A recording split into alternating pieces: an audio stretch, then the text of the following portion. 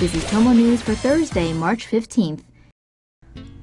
Toys R Us is growing up and going out of business. Sorry all of you Toys R Us kids, it's game over. Toys R Us is sadly calling it quits, bringing an end to the iconic toy store which dominated the industry for decades. The big box retailer was unable to get its finances in order through bankruptcy and broke the news to employees it was going to sell or close all U.S. stores. The 70-year-old chain still has more than 700 stores across America, including Babies R Us locations. It still has more than 30,000 employees.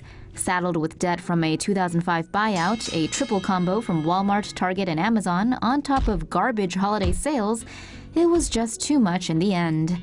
As consumers gravitate online, brick-and-mortar stores have struggled to keep up. Who will be left when the dust finally settles? Guess we can't all be Toys R Us kids.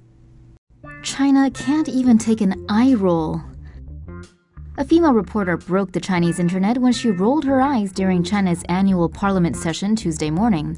As China's annual session of the country's legislature marched into week 2, the often scripted media Q&A session proved too much for one journalist.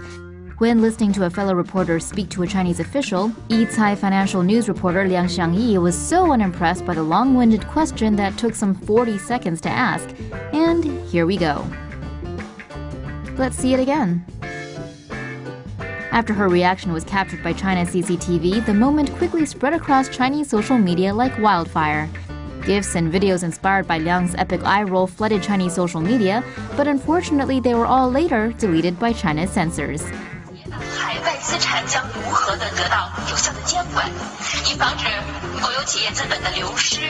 Liang's name also ended up being one of the most censored terms on Chinese social media platform Weibo. Guess that's quite an accomplishment for a reporter? The original question was basically about how China is going to supervise overseas assets, but there appeared to be a really long and boring build-up before the reporter actually got to the question.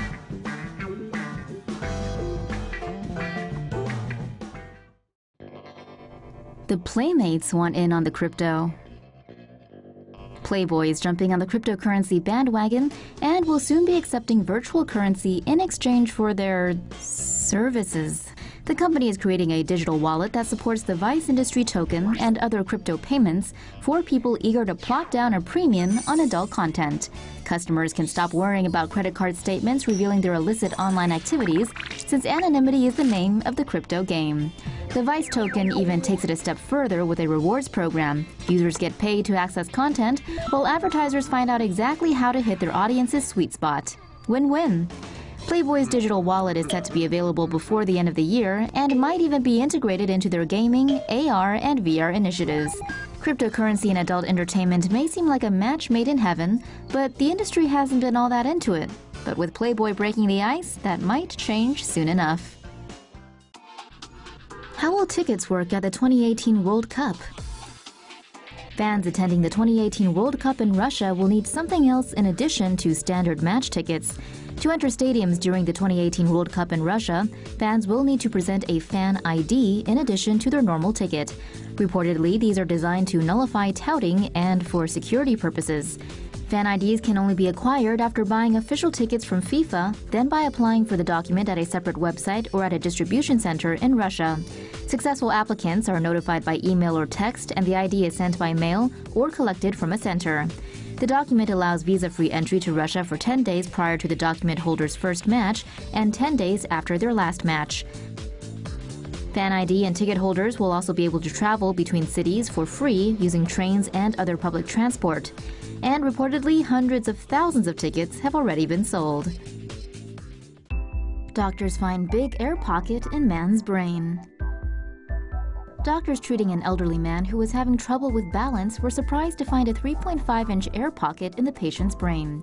An 85-year-old man had been complaining to his doctor in Northern Ireland about recurrent falls and 3 days of left arm and leg weakness. Physicians were worried the patient may have been suffering from some form of stroke, but he was not displaying any visual or speech impairments and did not seem confused or have facial weakness. A brain scan revealed a 3.5-inch long pocket of air, also known as a pneumatocoel, in the man's right frontal lobe. An MRI on the man's brain also also revealed a small benign bone tumor in the man's paranasal sinuses that was eroding through the base of the skull, causing air to leak into the cranial cavity. Doctors concluded that the air pressure from the air cavity may have caused a small stroke in the patient's frontal lobe. Due to his old age, surgery was ruled out. He was instead given medication to prevent a secondary stroke. After a 12-week follow-up visit, the man said he no longer had any left side muscle weakness.